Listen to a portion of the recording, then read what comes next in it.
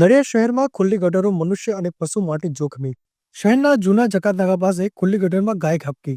સ્થાનિક વેપારીનું ધ્યાન જતા ગૌરક્ષકો અને નડિયાદ ફાયર બ્રિગેડને જાણ કરી. ગૌરક્ષકો અને ફાયર બ્રિગેડની ટીમ દ્વારા જેસીબી બોલાવી દોરડા બાંધીને ગાયને બહાર કાઢવામાં આવી હતી. અંદાજિત અડધો કલાકની મહેનત બાદ ગાયને બહાર કાઢવામાં આવી હતી. છેલ્લા એક અઠવાડિયામાં ખુલ્લી ગટરમાં ગાય ખાબકવાની આ 5મી ઘટના હોવાનો ગૌરક્ષકનો દાવો. જો આ ગાયને બદલે કોઈ માણસ ગટરમાં પડી ગયું હોત તો શું હાલત થાત? નડિયાદ નગરપાલિકા દ્વારા તમામ ખુલ્લી ગટરો બંધ કરવામાં આવે તેવી જરૂરી માંગ. બ્યુરો રિપોર્ટ, સત્ય વિચાર ન્યૂઝ, નડિયાદ. ઘટનામાં આજે એસઆરપી ના જૂના જકાતનાક આગળ પાછળ ખુલ્લી ગટર છે. ત્યાં એ ગટરમાં ગઈકાલ રાતની એક દૂધળી ગાય પડી હતી. બહુ મોટી ગાય છે.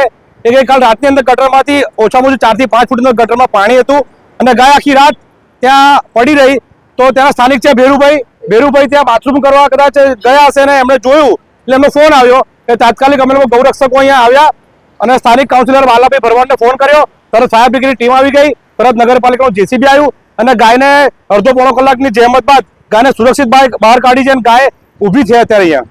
ઘટના હતો તમને હું શું કહું, મીડિયાના માધ્યમથી એક વાત મારે નગરપાલિકાને કહેવી છે કે નડિયાદમાં મારી જાણમાં આ 5મી ઘટના છે. પરમ દિવસે પણ પિલવાઈ આગળ બારકોસિયા રોડ ઉપર એક ગાય 2 દિવસથી કાંસમાં ઉતરેલી હતી. ફાયર બ્રિગેડની ટીમે એને કાઢી હતી. એના અઠવાડિયા પહેલા મિશન હોસ્પિટલ ની બહાર આવી જ ખુલ્લી જ કાંસ હતી, ત્યાં એક ગાય પડી હતી, એ કાઢી હતી. એના અઠવાડિયા પહેલા પીચ ચોકડીએ ખુલ્લી કાંસમાં ગાય પડી હતી. આવી અવારનવાર ઘટનાઓ બને છે અને ગાયો આ મહિનામાં મારી સામેની 5મી ઘટના છે. ગટરના ઢાંકણા ખુલ્લા રહેવાથી ગાયો આ પ્લાસ્ટિક ખાવા જાય છે અને જ્યાં જ્યાં પ્લાસ્ટિકના ઢગલા છે ત્યાં ત્યાં આવી ગટર ખુલ્લી છે.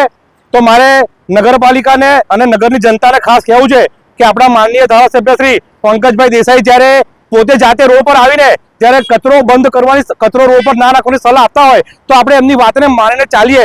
જો આટલા મોટા ધારાસભ્ય રોડ પર ઉતરી ગયા છે, આજે કચરો ના ફેલાવો એના અભિયાન રૂપી, તો આપણે પણ એમને સમર્થન આપવું જોઈએ.